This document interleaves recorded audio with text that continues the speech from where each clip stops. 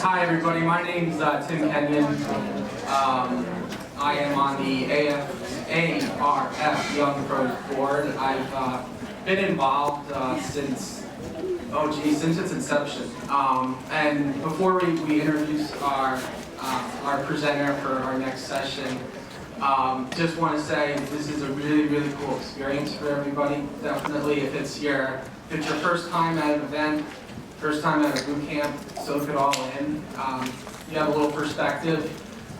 It definitely is a huge benefit to your career, being able to make these connections and also see all this really wonderful content. But I did want to introduce our next presenter, Tony Marlow. He's a digital, an online research expert. He is the head of sales insights at Yahoo. Tony and I had a few minutes just to connect beforehand, so a couple of fun facts. Heavily involved in the Lymphoma and Leukemia Society, which is something that's near and dear to my heart. He's a triathlete. And even better, he shares a birthday with my son, Owen. So, good job, Tony. Thank you. What an intro. I'm not sure if that's on, but I'm kind of a loud guy anyway. How's the day been? Good? Yeah? Awesome. This is my first time attending one of these particular events, and as Tim's lovely introduction said, my name is Tony Marlow. I'm based here in New York. I work for Yahoo with the Insights division. And I really wanted to take some time today to share a few things. They asked for me to talk about some digital trends. And specifically, and when people ask you to talk about trends, there's so much stuff that you can delve into. With the sheer depth and breadth of work that my team does, there's around 40 of us. We really could go in a number of directions. So I've tried to focus us on 3 key areas. So starting off with some broad consumer and advertising trends within the digital space.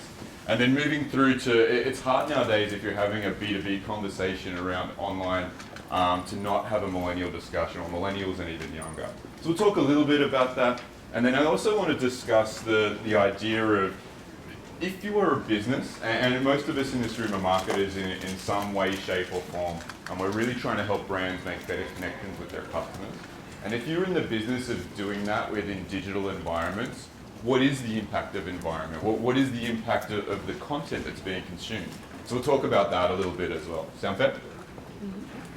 Okay, cool. Now, before we do that, I've never actually done this piece before either, but they asked me to tell you a little bit more about myself.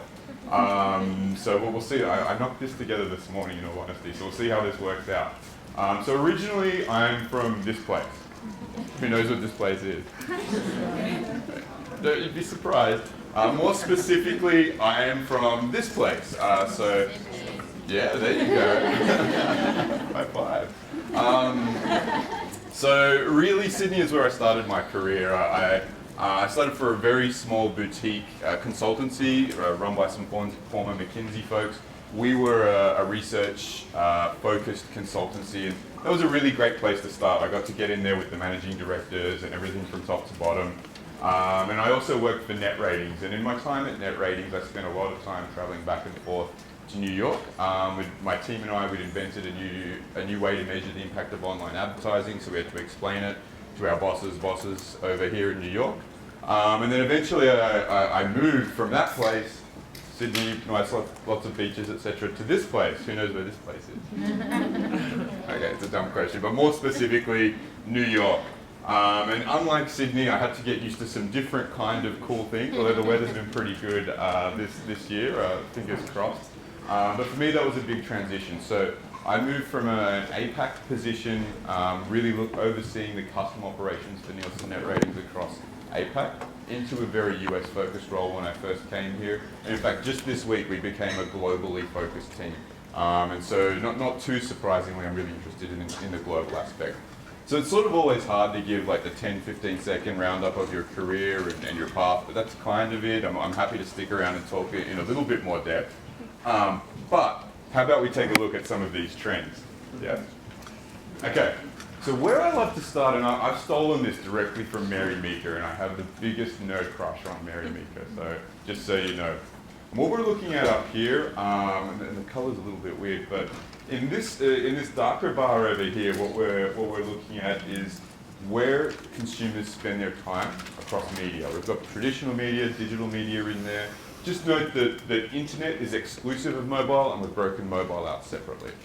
So we've got where the time is going, and then the lighter, the blue bar there, this is where advertisers are spending their dollars. Now, there are a few conversations that you could have on this chart, but the specific piece that I'd love to focus on today is this discrepancy we see around mobile. And by the way, as the year rounds out, note that this is full year 2014 data. It's almost time to throw in the 2015 numbers, so just be aware of that. But we've seen this trend over a few years where there is a huge discrepancy between where people are spending their time and where these advertising dollars are going. And so if we dig in a little bit deeper in terms of what this trend looks like over time, so let's just move the dollar piece away from it. Let's ignore the revenue. If we look at share of consumers' time spread across media, again, TV, online exclusive of mobile, radio, print, mobile, we see a really interesting trend. So if we look at traditional media first, in terms of share of time spent here in the US, they're all in decline. Everything, TV, radio, print.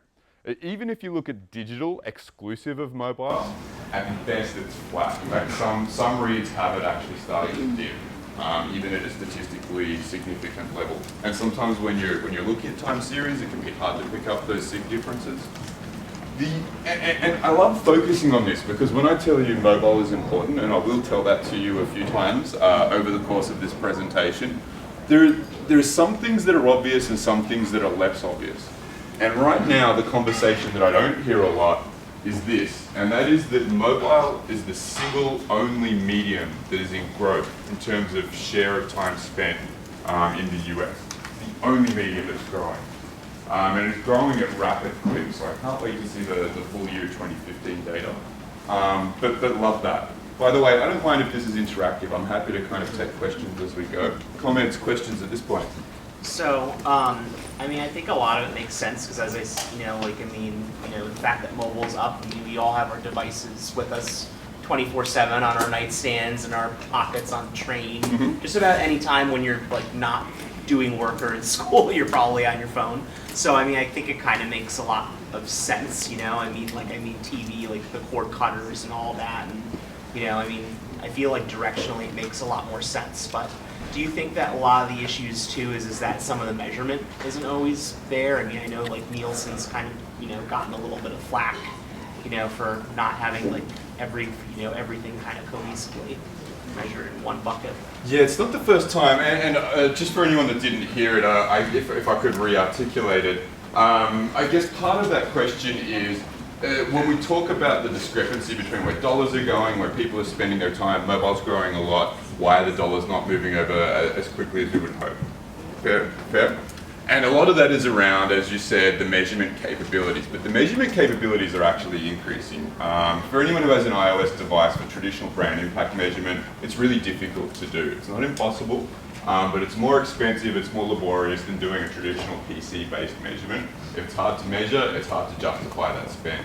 So I actually think that summation is not too far off the mark based off my experience in recent years, but it is accelerating, and there hits a point, even from, think of all the marketing stakeholders out there that are just consumers themselves, and from their own reality they understand how they spend their time. There hits a point where you need to catch up. And we know that mobile, and I'll talk through this as well, it's fine if that discrepancy exists if mobile's just not that important, but it actually turns out that it is. And in fact, just to sort of follow this thought a little bit, because I think it'll help you get to the next level. You may or may not be aware, but around a year and a half ago, here at Yahoo, well, not here at Yahoo, but our company acquired another company called Flurry. It's a mobile analytics company. In fact, it tracks around 150 billion user sessions a year. So when you talk about measurability, and when you talk about what you're able to see on the behavioral side, the capabilities are increasing depending on what data sets you have available. And leveraging that particular data, that we haven't taken even dips in time, but if we look at this trend over various quarters from 2013 to now, this is raw minutes. We see that the raw minutes spent with mobile, consistent with what we observed before, starting to increase. But coupled with that is a change in behavior, a shift from browser-based mobile to app-based mobile. And what's interesting is if we had this conversation three and a half years ago, people would swear black and blue that HTML5 would win the mobile battle. And it's clear. So right now when we talk about desktop and mobile, mobile is winning the battle, and within mobile, apps are winning that particular battle there. There's a very, very clear trend. Apps going down, overall mobile usage increasing quite rapidly. And when we also look a little bit deeper, and this is some survey-based research that we've conducted recently, when we look at people's perceptions of various mobile devices, they love their mobiles. To the point that was made before, we can see here, 77% love their mobile phone. It's a lower level for the tablet device. But this is love. This is a 5-point scale. You can say, yeah, I like it a lot. You could say that. They love this device, quote unquote. When we say love, we really mean love. This is where we start to get a little bit tongue-in-cheek. But 3 in 5 say they prefer to give up chocolate for a year before they would give up their tablet. And this give up sex for a year before they would give up their mobile phone.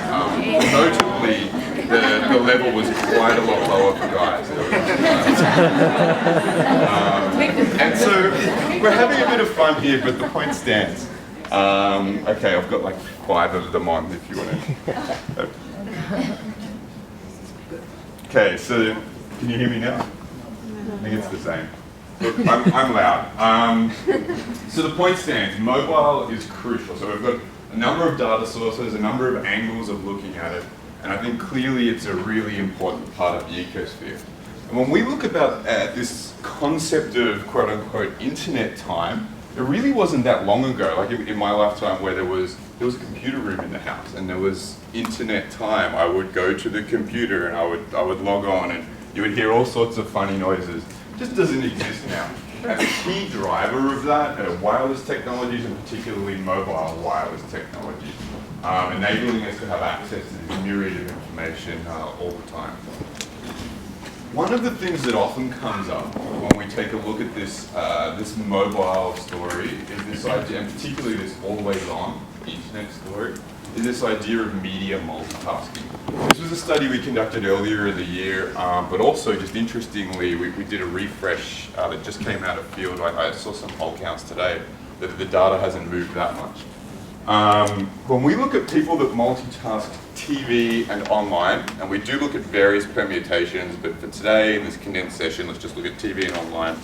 8 in 10 US internet users say, yep, I do that. I use those two things at the same time. And that's ever. It didn't really surprise us. We're like, yeah, we know that. We know that most people do this at some point. But what really surprised me when I first looked at this data was when we looked at just how much they're doing it. So we asked folks, how frequently do you do it? Almost 6 in 10 of those multitaskers do it every single day. And if you roll it out to be once per week, it's 95%. So when we talk about mobile's changing the way we get online. It's also changing the way that we consume other media and how receptive we are. So again, if you think about being an advertiser, and you put yourself in that agency shoes or the brand shoes, and you're trying to figure out what's the optimal mix.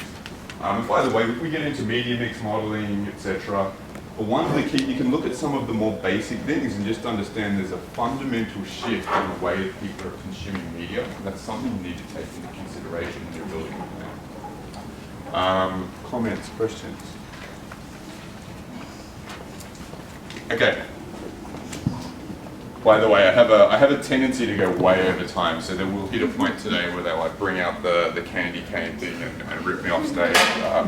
I'll try and stay up here until that time comes. Okay, when we talk about multitasking, the next thing to understand, particularly if you're putting yourself in those marketer shoes, is where is the focus of attention when this happens? 42% tell us, this is survey work, 42% tell us that they focus primarily on the internet when they're multitasking. We've got a decent portion, just over a third, say, hey, divide my attention. And then we've got around 23% that say, when I'm multitasking TV and internet, my primary focus is television. Now there's a couple of caveats here that I just really didn't have time to include all of the data. But this is, think of this as your typical Wednesday night after work, school, whatever you're doing. There are some differences for certain types of content. So if you think about a big event, particularly a live event, think the Super Bowl, think Oscars, any kind of red carpet, pretty much live sporting events as well, this starts to flip. So if it's a live shared experience, the focus of attention returns back to TV and online becomes an accompanying medium if it's being watched on that traditional TV set. But if it's your average, got home after work, got home after school, going to put the TV on, focus of attention while multitasking is on the device closer to you. And it kind of makes sense if you think of it like that. TV by nature, very lean back medium. Digital, particularly when the device is in your hand, is a very lean forward medium by nature where you have to engage. So just bear that in mind that it does tend to shift. Is that the same for late viewing, like for VOD? For video and I would. So we have looked at that and there are some differences, but I would bucket the video on demand, the delayed viewing, unless we're talking like a few minutes. But the delayed viewing is the same as what we're looking at here, because and this is some speculation and also piecing together various research projects. I think what's really driving the difference in attention is the fact that it's a shared and sometimes live experience. It doesn't have to be live, but it becomes a communal thing. And it's, I mean, we don't need to go into the data, but if you rewind back into 1980, MASH was the #1 rating TV show. And it hit something close to 10 times the highest rating TV show, exclusive of sports, highest rating TV show of last year. So we're seeing fragmentation and there's a lot of things that go on, but one of the fundamental pieces is back then when there was 2, 3, 4 things to choose from, it was a communal experience. Everyone tunes in for that finale and we're all going to talk about it. And that might happen now, but just in a more tempered way. So I think for video on demand and delayed viewing, it would be more akin to this. Okay. So it's hard to talk about mobile, it's hard to talk about media consumption, particularly if that conversation is happening with an agency or brand without bringing up millennials. I actually would like to extend it. It's weird. Who in their day-to-day job has to sort of look at or gets to look at and talk about millennials? Hands up. Not too surprising. I've sort of got 2 pet peeves here. One is it's a huge group. Like depending on who you talk to, it's basically anyone between 18 to 34-ish. Yep. And I don't know, last time you spoke to an 18-year-old and a 34-year-old next to one another. It's probably not too similar in terms of life stage. But nonetheless, as a society, we've grouped them from many respects. I do think even looking at them as older millennials and younger millennials can be helpful. But then there's even Gen Z, basically our teens now. Regardless, if we look at millennials as a group, 41% claim that they're addicted to their mobile phone. Not surprising considering some of the stats that we looked at earlier. But one thing I really love to take a somewhat of a microscope lens to is we do a lot of biometric research at Yahoo, and we do it to make sure that the content that we're putting up in front of them is going to resonate. We like to look at emotional resonance, memory recall. We also, our business model, by the way, is we provide free content, we provide free functionality, and it's ad supported. That's why you get it for free. It's not a new business model, it's not even that complicated a business model if you choose to view it like that. But, so it means we need to be on point with our content. So we do a lot of this research. We also do desk research as a part of it, and one of the interesting things that I love, I find it super fascinating. In fact, I'm going to go on a tangent. Who gets into who nerds out on neuroscience and stuff like that? Okay, a few of us nerds in the room. I'm going to stand over here. They seem to like it more. So I became really interested in some of the psychological phenomenon that we're observing here. And there's this one famous neuroscientist, his name is V.S. Ramachandra. I promise you I'm going somewhere with this, but he specialized, he's based out of India. Some have called him the Indiana Jones of neuroscience. And he specializes in, if that's possible, stroke patients. And if you know anything about strokes, they quite often manifest in terms of paralysis on one side. So and he specialized in that kind of issue. And he invented a thing called a mirror box.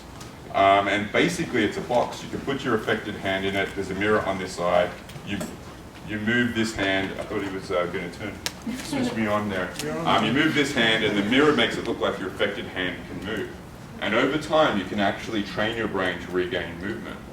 And what was really interesting, well, so first of all, that's great for the stroke patients.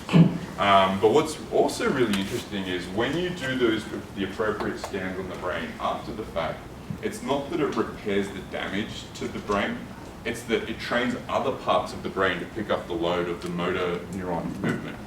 So that is to say, you could, for example, train your auditory cortex to take on visual stimuli, and they've done that as well. So anyway, he proved this concept called neuroplasticity, the fact that we can actually train parts of our brain that we thought were dedicated for specific function X to do function Y. And this is what we were observing. So for our day-to-day lives, the reason why that's important and interesting is when we look at millennials, they've been trained and they've been brought up differently. For me, and I don't fall into that age category, unfortunately, but for when I was at school, it was really important to learn things like state capitals, what are the oceans, countries, remember it, recite it back, I'll get a good score, everything's great. But you don't really need to do that anymore. We were talking about mobiles, it's in your pocket, constant access to this stream of seemingly endless information online. What's important for a kid in school now and a kid in school 5 years ago was not to remember those things, but know how to navigate it, know how to get to it quickly, know how to make sense of it, know how to interpret it. And so the use of the brain has started to change. They're needing to navigate those kinds of things. And we find that, again, if we simplify it further, the manifestation is someone who's grown up with that environment is a better multitasker than someone who did not. Someone who really turns to those things. So you're trying to mic me? Yeah. Excuse us a second. Nothing to see here. They usually buy me a drink first, mate.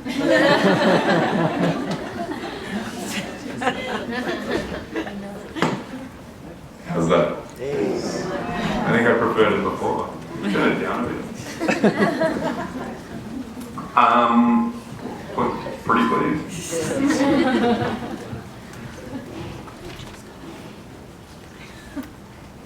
How's that? Okay, that's a little bit more reasonable. So to just not dwell on this too much, there are biological knowns, there are biological reasons and psychological reasons why they are just different. And one of the other interesting things I find about the millennial group, albeit a very large group, is we find that they're more tribal when we compare them to other age cohorts. And one of the manifestations of that is they tell us that, well, 7 in 10, roughly 7 in 10, tell us that they won't make a major life decision without running it past their network. And if you look into that a little bit more deeply, the network could be people you know, or it could be experts. So you think of something like a LinkedIn, and even the people in this room, you're going to make a career choice, maybe you're going to make a career shift. There seems to be less hesitation for reaching out to an expert in that area. Hey, I was thinking of getting into the creative side of things. What should I do? What would you recommend? You're a preeminent known person in that area. People are making their big life decisions and they're running it past, wouldn't call it quite a hive mentality, but certainly more tribal than we've seen before. And you can debate whether this is driven by the sheer access to tools or whether it's a difference in mentality, but it's certainly a difference compared to previous age cohorts. Okay, so that was the brief interlude into millennials. Comments, questions? So if the millennials now are more tribal and you're saying, what were the previous generations like? That's a good question. So I think maybe another way to describe it is the tribe has gotten bigger. So the circle of friends that you rely on to make big decisions, it has gotten bigger. But we also see other shifting trends that sometimes can be difficult to isolate whether they're generational or whether age cohort. So generational would be for someone who's 25 right now, they behave in a certain way, but when they'll take that with them through their life, and the next set of people who become that age will act differently. But age cohort would be whenever you see a teenager, they're going to behave in X way, and the next generation comes through. So I think what we're seeing here is a true generational pattern that may or may not be picked up by the next. This is really loud. Could you turn it down a little bit more? That may or may not be picked up by the next one. So I hope that helps. Okay, so let's take a look at content marketing. Now, when I talked about content before, content and environment are really important. I'll get to you in a sec. Are really important for people's experiences online. And honestly, every time I've tried to use this a few times, and usually my PR associate just goes insane, so I won't show you the actual number. But basically, when you ask people about advertising generally, they're kind of lukewarm on it. Hey, you know, take it, leave it, or they don't like it. And this isn't digital advertising, it's just advertising. Don't necessarily like advertising for advertising's sake. But what's interesting is when we take a look at branded content, and this is something that, this seems to be a trend of this year that's really, and when you talk about native and true branded content, it's something that's really started to come back to the forefront. And these are just some examples in our experience. So this is something that happened on Yahoo Food. We did a piece of branded content with, this one was Lipton. They had the recipes for different kinds of tea in the summertime, stuff like that. And the idea is it's bringing value. Here's another one. It was for Splendor, again in Yahoo Food. Splendor was offering how to make all of these sweet treats, etc. But the idea is a brand is bringing you content that you might actually want to consume. And there's various permutations of that. And so when we talk to those same people where we asked about advertising and they said, you know what, I don't necessarily really care whether there's advertising there or not. When the brands bring the consumer content that they want, and quality is the key word here, it can't just be crappy, but quality content that they want, basically 9 and 10, then turn around and say, I actually really like it. So when you're talking about people's advertising experiences, people's content experiences, and you can start to merge the two, I think a lot of marketers are afraid there's some sort of deceit in there, when in fact, if you do it right and you execute well, it can actually bring a huge benefit. There was a question over here. Regarding the millennial stuff, when you survey millennials, do you guys know the description of those that you kept off the back in terms of your role? I was wondering if there might be differences in terms of Okay, so the question is around millennials, differences between rural and urban, and honestly, so the answer is yes, we capture it, but honestly, I don't recall off the top of my head. But I'll be around. You can grab my card and we can flesh that out. So we do capture it. I just don't remember. And I'm usually bad like that. I remember numbers from studies that are so irrelevant now, from like a decade ago. But I just don't know that. Sorry. Okay. So when we get this idea of branded content, the other thing is engagement. So they're telling us, and around 25% tell us they actually engage more with the brand, either online or offline, as a direct result of experiencing this branded content. I guess this used to be a plug for the show community, but we're not really doing that anymore, so now it's just an actor that's up here. But we talk about content, 9 in 10 think that when brands bring them content, it's good, and it also drives increased engagement. The next piece of the story is the environment. Now, I just want to be clear on one thing. When I'm talking about environment here, I'm not talking about context. Context is important, and we've done a lot of work on understanding the impact of a contextually relevant ad placement. And the context might be a part of this, but I'm just talking about the environment.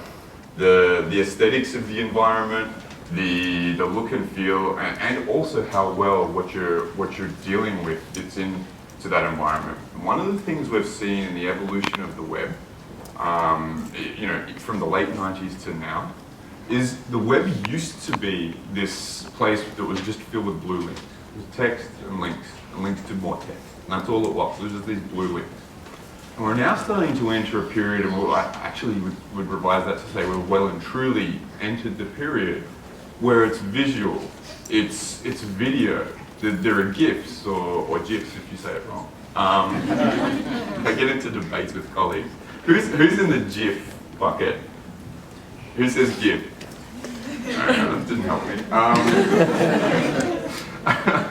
I even looked it up. The inventor says GIF, but I think he's wrong.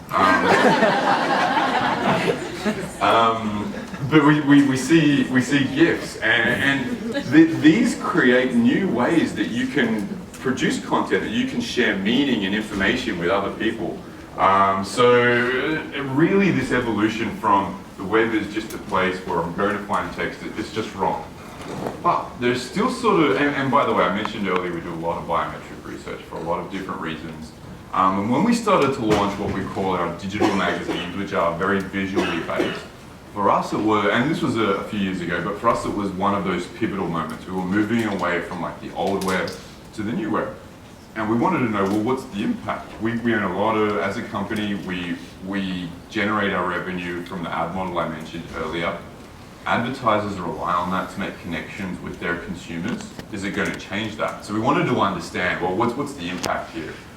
We've done a lot of biometric studies, usually includes eye tracking. Sometimes there are chest belts that measure your heart rate, your skin conductance.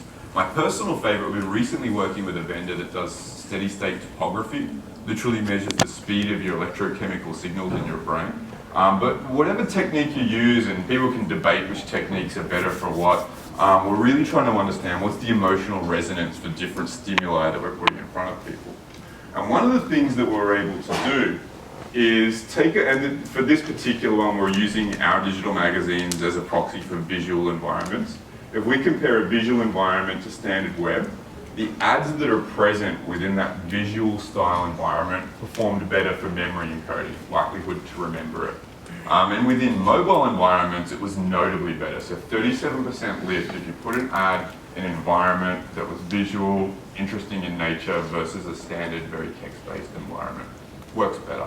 So, okay, great, that's perfect to know.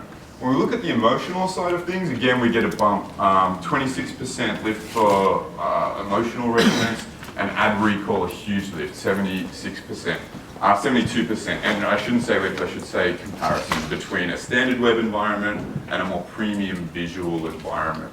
And so, yeah, we're talking about ads here, but you can see how that would impact all of the content that you're consuming. The way you react to information really depends on the way that it's packaged.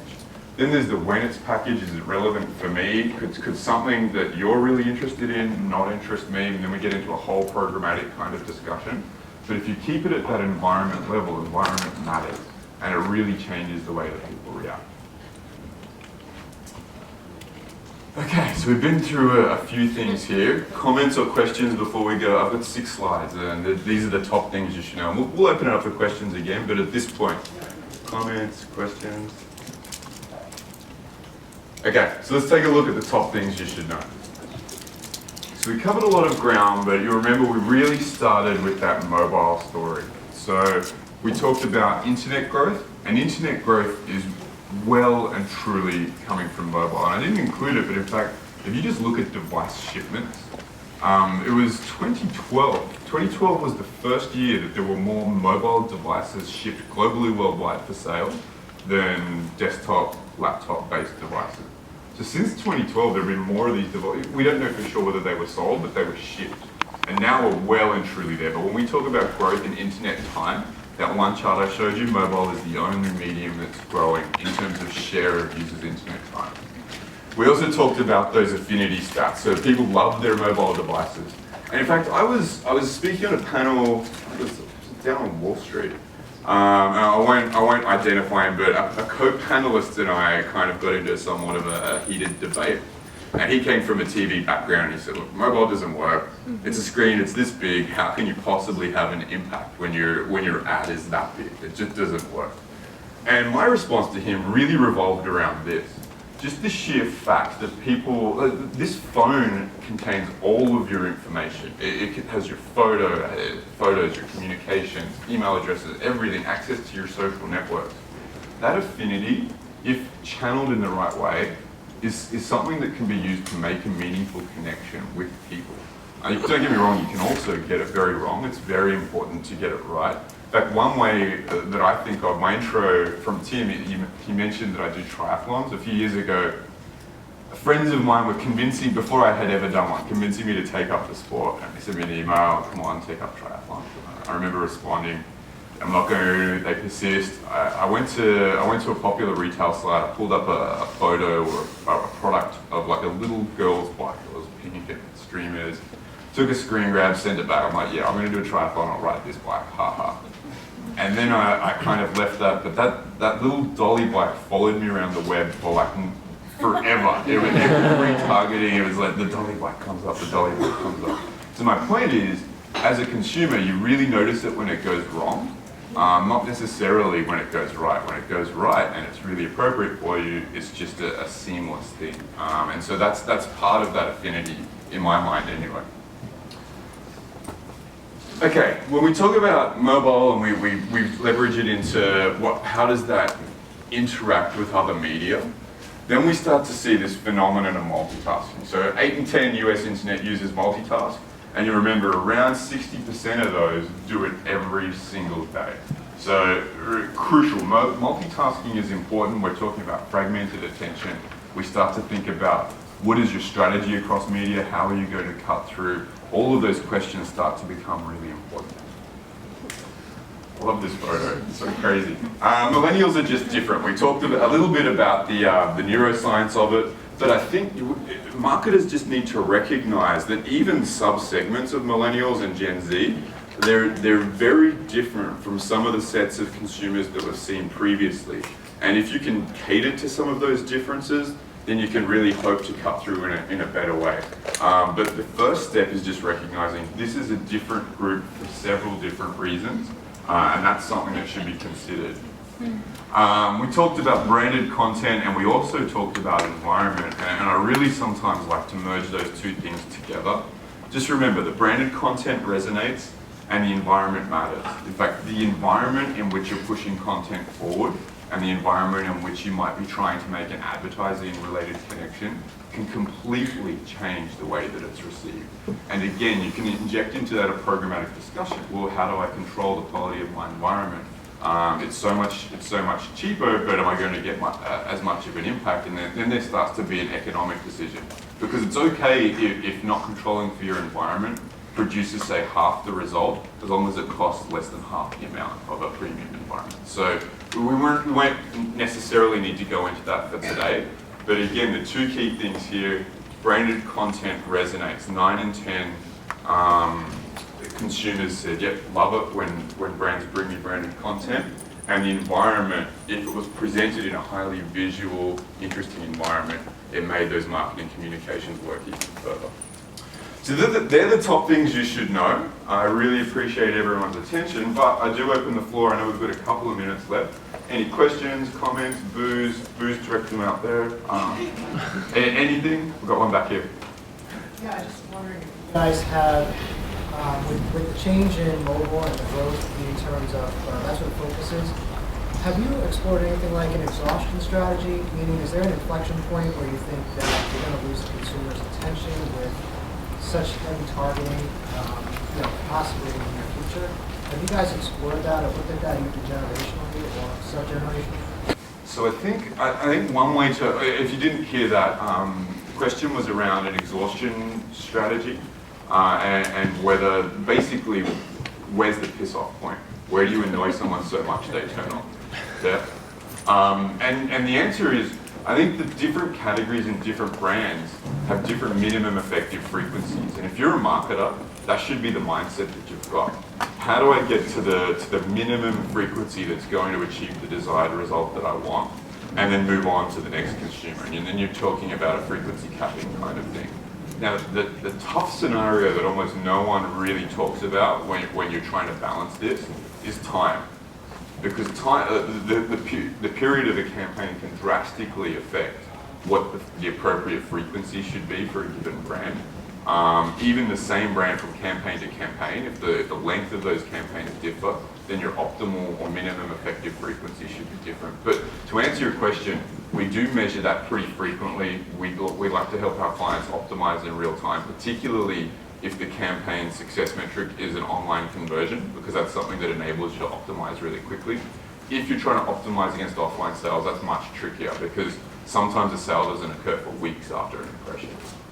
So we do it where it's appropriate, and in other situations it can be tougher.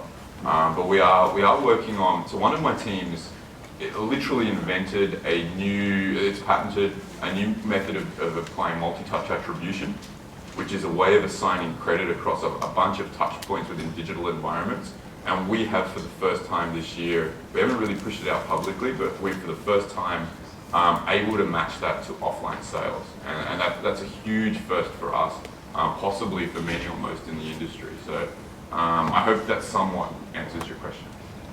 Cool. Question? For branded content, do you have a separate marketing team write the content? For branded content that you just mentioned, do you have a separate marketing team who have sort of journalism background write the content, or do you have your journalists write the content? So it really depends, and I should also say this starts to get a little bit outside of my area of expertise, but we've got a big creative team that gets into the creation of unique, novel, interesting, impactful creatives. And also we've got a big editorial team. And as you know, we've got experts in beauty and style, and then there's also sports, and we've got people that are editorially creating content. And there are collaborations between those teams, inclusive of our partners. And it really just depends on the situation. So sometimes a brand might want to just create their own content, usually in association with their agency, and sometimes we'll help them do it, but it just depends. But to answer your question, we do have those teams, yeah. Hi, just branching off of that, I know particularly, we can get mic here. All right, so branching off of that point there, particularly in my role and what I do at my company, I'll speak to sometimes creatives, and I'm not saying all, but they kind of brush off the idea of data. How do you encourage using data when you do have a creative type of role? It's usually a knife fight, gun fight, no. I don't know, that's not been my experience. So I think, and I overheard a few of the sessions before this, not that much. But one of the things that I heard in some of those previous breakouts was turning data into meaningful information. And so you can collect raw data, and it's just not meaningful until you can tell someone what it means and then what they can do for it and what's the upside for them. And I think that includes your internal partners. If you can help them understand, we can help you optimize what creative elements are going to resonate and what creative elements are not. And we do that, by the way. So for native advertising, we just finished a study that looked at things like the presence or absence of a face, the presence or absence of a sponsored symbol or a sponsored in words. And you can look at all different scenarios in which a piece of advertising has the presence or absence of stuff, of visual stimuli. And then you can help someone who's building these ads understand, well, here are the best practices that we've seen. We've seen if you employ A, B, C, D items, the ad will perform better. So we've had a pretty good relationship with our partners, certainly, both internally and externally. But I do take your point. I think traditionally creative people and numbers people aren't necessarily on the same wavelength, but I think increasingly we're working together. I think a good time for one more stop. Okay. You ask tough questions, I know. Yeah, I do, so, well. If you want easy, go talk to Larry King. I don't mean easy interview. So, mobile, is obviously, the most, and I use this word, loosely, but it's the most intimate device I think that we all have, because we all have one. We don't share, we share our tablets. We don't share our smartphones. We're, loath to part with them. And, given that, it's a very tailored experience, and Yahoo has obviously invested a lot in mobile, what have you viewed as the most successful means of, not only measuring the insights, but in terms of recommending what works as a strategy when you approach mobile? Yeah, it's a loaded question, but. Yeah. Well, I think in some ways it's not too dissimilar to what we were just talking about. And one of the things we've noticed is that just generally consumers are wanting less interruptive ad experiences. And so for us, we've done a lot of research into that area as to how can you make it meaningful, and that's how we ended up with some of the branded content kind of stuff. But one of the other areas you find yourself is in native advertising. And native advertising can live in a stream. You're just flicking through a stream of articles or content, and then there's an ad. And it doesn't stop you from consuming the other content. It becomes a part of it sometimes. And that's been a big part of our strategy. I will say one more thing. I know the guys want me to get off, so I'll leave it with this. But on your point around it being set, the affinity of the device, I'll share one thing. I was at another panel And the guy next to me, he was trying to prove a point around what apps were on the home screen, but he asked the room, and there were tables, take your phone out. I won't make you guys do it. Take your phone out and switch it, unlock it, and switch it with your partner. And the room was like, no way, we're not doing that. That's outrageous. And I thought that reaction really proved the point. It has everything.